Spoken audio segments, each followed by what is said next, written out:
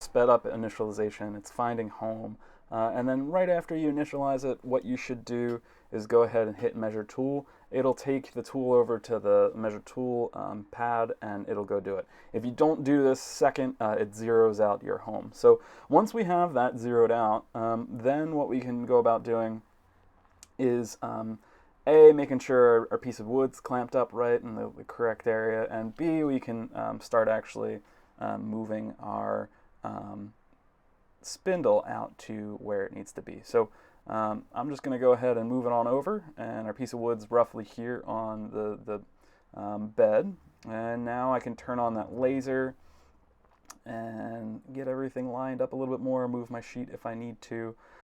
And then finally, I'm going to chuck the laser on, move it to the exact corner, and then we can zero at the laser. Once we have that, that's where it's going to start cutting.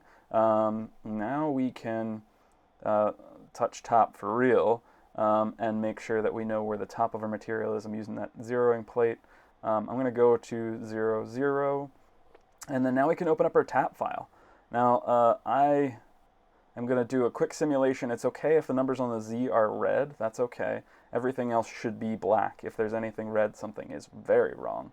And now we can, it looks like we can actually start to think about cutting this thing.